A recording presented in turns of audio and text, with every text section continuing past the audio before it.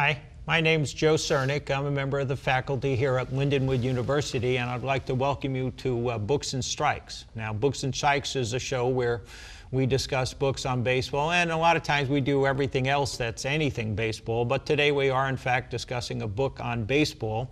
It's written by a man named Mark Rosentraub called Major League Losers, The Real Cost of Sports and Who's Paying for It. Now, joining me on the show is a former undergraduate and graduate student of mine, Eric Click.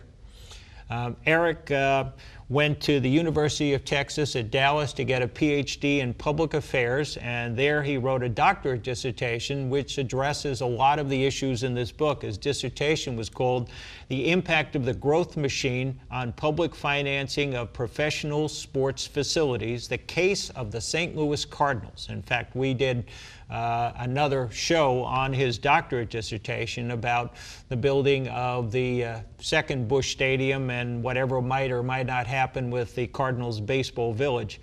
Eric is head of the public administration program at Polk State College in Polk County, Florida. Polk County is located sort of halfway between Orlando and Tampa.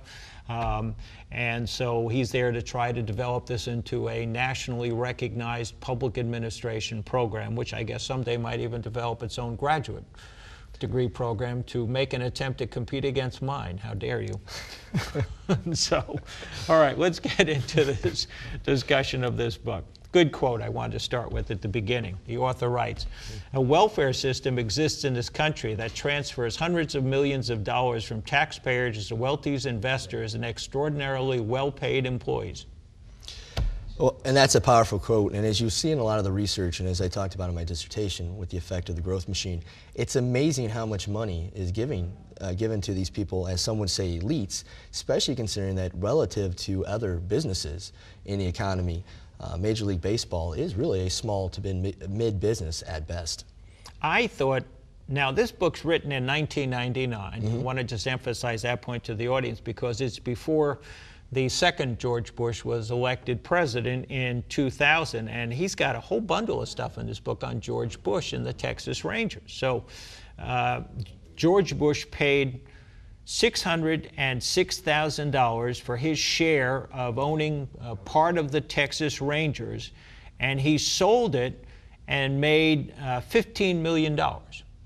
So one of the things he did while running for governor was he was advocating that the state do an enormous tax subsidy program for the Texas Rangers. This while he's running for governor and while he's a minority owner of the team. So apparently this, and he kept playing up the notion of it's good to have business and government work together.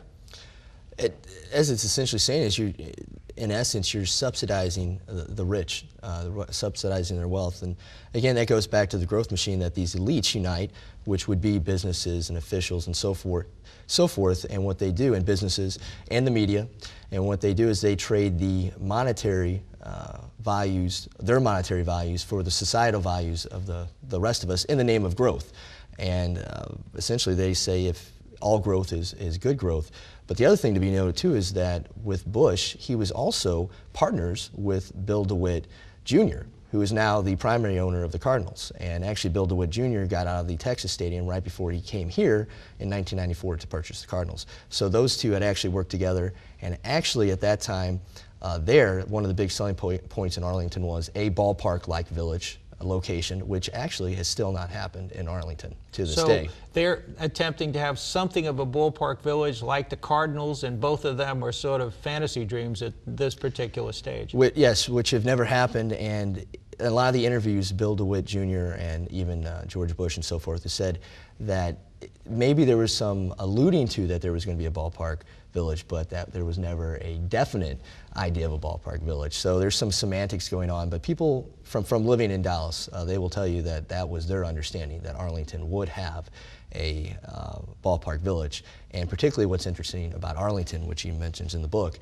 is that it's the largest city in the U.S. without any public transportation, which is very unique in itself. While they have the Rangers, they also have the Dallas Cowboys now, and their new huge $1.75 billion-dollar stadium, and they have Six Flags. So it's a very unique situation where you don't even have mass transit, and if mass transit does happen, of course that is going to be passed on to the taxpayers. Yeah, here's a good quote in here. He said, "Too many community leaders do not understand, or they choose to ignore, the reams of information describing the minuscule impact of teams on local economies."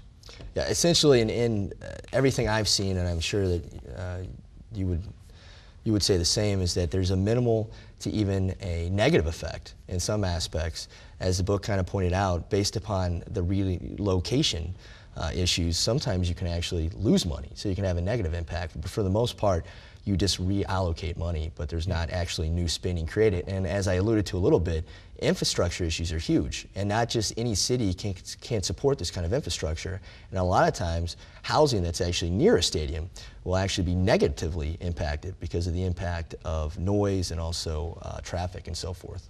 Oh, just as a little cute aside here on George Bush's profit of selling his share of the Texas Rangers, he made a 2,460% profit. It's pretty good. Which I'd like to have that one. That beats the general, accepted 10% that was pretty good in the 90s. So even for the 90s, that was a pretty good profit. Yeah, he did quite well there. Yeah, no, it's reasonable. Colorado Rockies, he was talking about them, and 70% of their stadium was financed by taxpayers.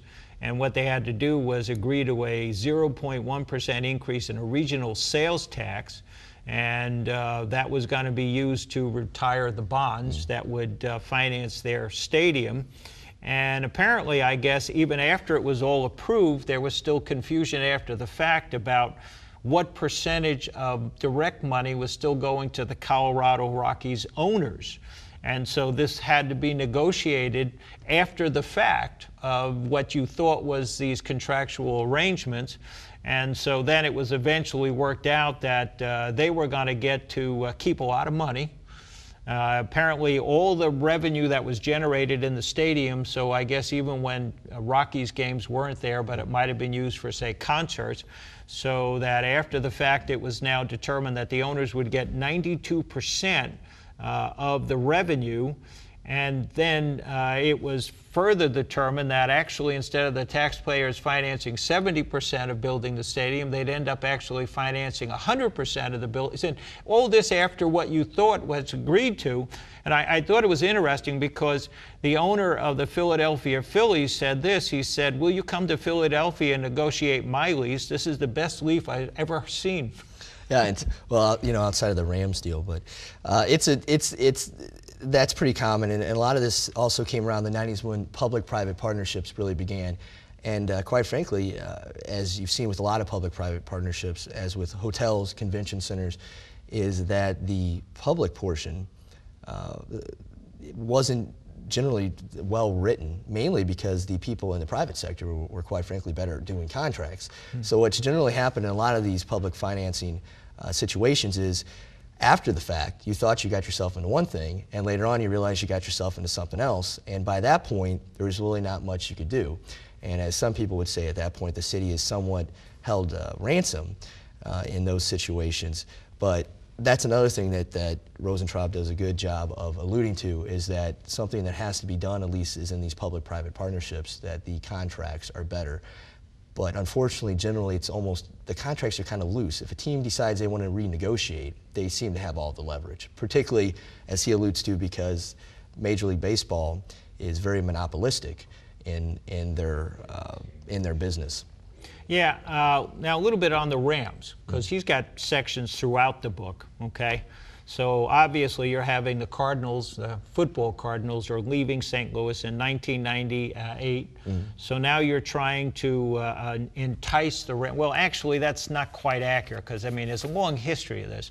You're going to have a situation where I guess the image still is 1968 when the Hawks leave St. Louis as an NBA team to go to Atlanta. And now that you've got the football Cardinals that are leaving, well, 20 years later, so now you've got this whole image of these problems worked out. So then the St. Louis area is creating a ownership group with Walter Payton,